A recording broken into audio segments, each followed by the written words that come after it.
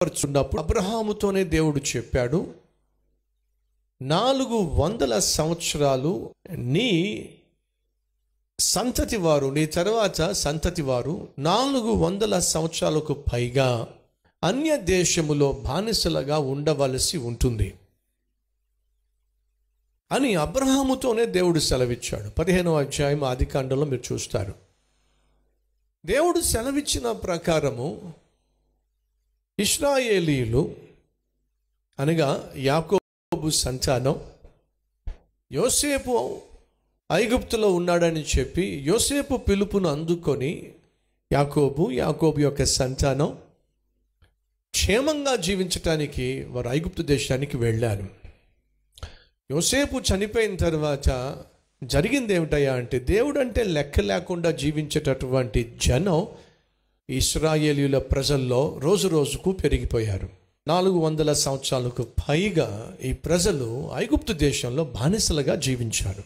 కాలము పరిపూర్ణమైనప్పుడు దేవుడు అద్భుతమైన నాయకుడిని మోషేను ఐగుప్తు దేశానికి పంపించి తన ప్రజలను ఫరో బంధకాల నుండి, బానిసత్వం నుంచి విడిపించాడు.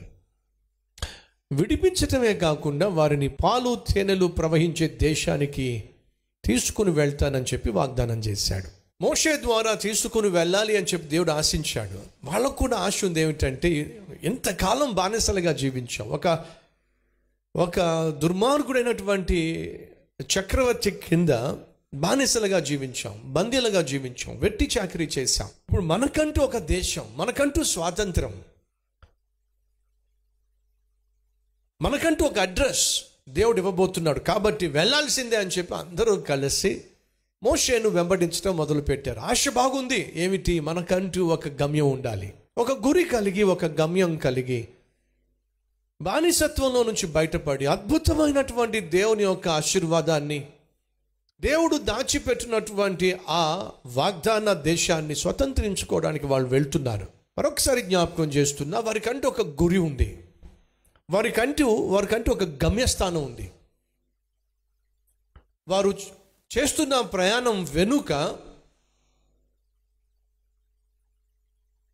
ఒక ఆశయం ఉంది.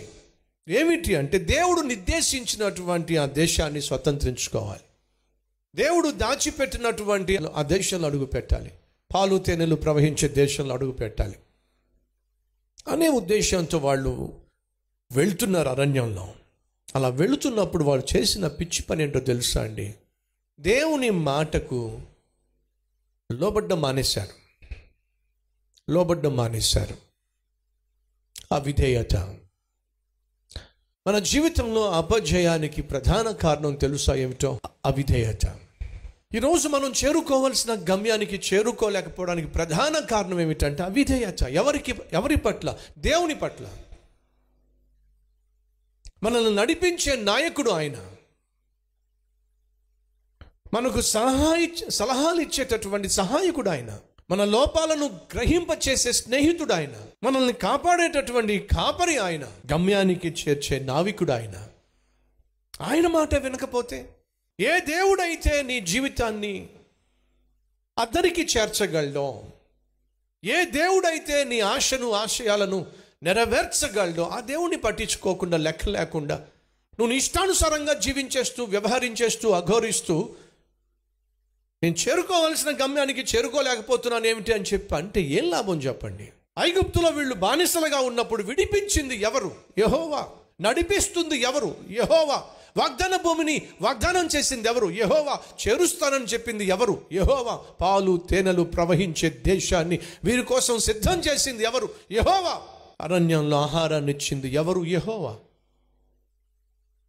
మరి ఎవరైతే వారికి ఆహారాన్ని ఇచ్చి, ఎవరైతే వారిని పోషిస్తున్నారో ఆ యెహోవా మాట వినకపోతే ఎలా అండి? ఈరోజు మనలో చాలామంది ఆశయాలు నెరవేరకపోవడానికి కారణం తెలుసా? ఆ విధేయత. నువ్వు దేవునికి చూపించవలసిన విధేయత చూపించటం లేదు. ఏ విషయంలో? నీకు తెలుసు ఏ విషయంలో. ఎన్ని ఆశ్చర్య కార్యాలు చేసినా, ఎన్ని అద్భుతాలు చేసినా, ఏ మనుషులో ఆ ఇశ్రాయేలీయులండి? 10 మార్లు 10 సాధారణంగా సంపూర్ణానికి గుర్తు, పరిపూర్ణతకు గుర్తు. దేవుడు అంటున్నాడు, నా మహిమను చూసి కూడా, నా ఆశ్చర్య కార్యాలు చూసి కూడా ఈ 10 మార్లో నన్ను శోధించేశారు. నేనంటే ఎవరికి లెక్క లేదో, నేనంటే ఎవరికి భయము లేదో, నేనంటే ఎవరికి భక్తి లేదో, భీతి లేదో, మరెవ్వరూ కూడా వారు చేరుకోవాల్సిన గమ్యానికి చేరుకోలేరు.